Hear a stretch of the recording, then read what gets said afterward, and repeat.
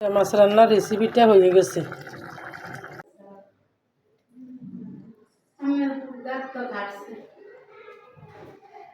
আজকে আমি লইট্টা মাছ রান্না করব।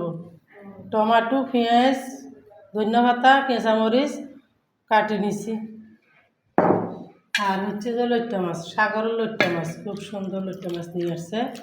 সব কিছু দিয়ে টমেটো দিয়ে রান্না করব। আমি এখন দিয়ে দিলাম তেল।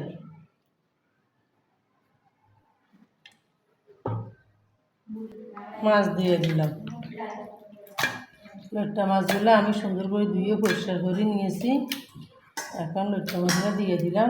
তারপর দিয়ে দিলাম হলুদের গুঁড়ো, মরিচের গুঁড়ো, একটু জিরা বাটা। হলুদের গুঁড়ো, মরিচের গুঁড়ো দিয়ে দিলাম।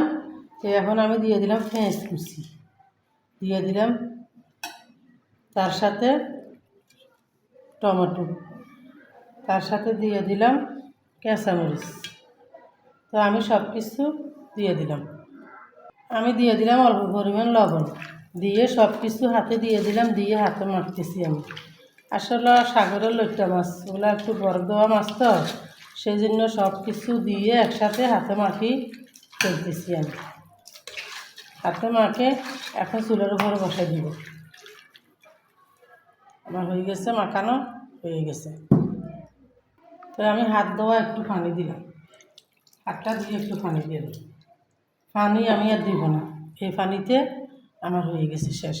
আমি চুলার উপরে বসাই দিছি। দেখেন লইট্টা মাছ আমি কীভাবে হাতে মাখায় বসাই দিছি। আপনারা চাইলে যারা যারা লইট্টা মাছ পছন্দ করেন এরকম হাতে মাখায় বসাই দিবেন, দেখবেন ভালো লাগবে। তো বাজার থেকে এখন আবার সয়াবিন তেল নিয়ে আসলো, লইট্টা মাছের সাথে চিনি নিয়ে আসলো, তারপরে বিস্কুট নিয়ে আসলো, সব কিছু নিয়ে আসলো। এ ফাঁকে দিয়ে আমি আমার লইট্টা মাছ হইতে দেরি হয় না, সময় লাগে না। লইট্টা মাছ অল্প জালে হয়ে যায়। আমি আজকে মনে করছি লইট্টা মাছ রান্না করতে হইতে লাইভ করব আপনাদের ঘরে লইট্টা মাছ কীভাবে রান্না করে এই রেসিপিটা দেখানোর জন্য। আমি সময় পাই না, সেই জন্য সব কিছু একসাথে দিয়ে দিতেছি, সেজন্য আর লাইভ করতে পারিনি। তো আমি পরের ভিডিওতে আপনাদের ঘরে কীভাবে রান্না করি যে কোনো একটা রান্না লাইভ করে দেখাবো আমি। আসলে আমার ভিডিও করা ভালো হয় না, কেন আমার বৌমা রান্না করে, সবসময় বৌমা রান্না করে, সেই জন্য আমার ভিডিও ভালোভাবে করতে পারি না।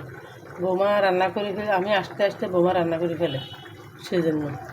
তো আপনারা আজকে আমার লইট্টা মাছ রান্নাটা দেখবেন কেমন লাগে, লাইক কমেন্ট শেয়ার করবেন।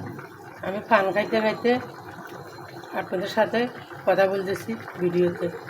আজকে মনটা এমনিতে ভালো লাগতেছে না, বাসায় কেউ নেই, আমার নাতিনগুলা বাসায় নেই।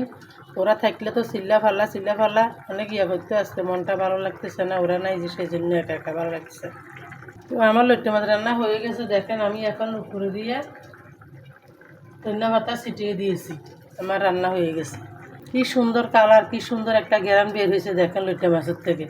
আর এই মাছগুলা খেতে এত মজা, দারুণ, ভাত মাখায় খেতে এত মজা লাগে। এই মাছগুলা খুব সুন্দর একটা মজাদার রেসিপি।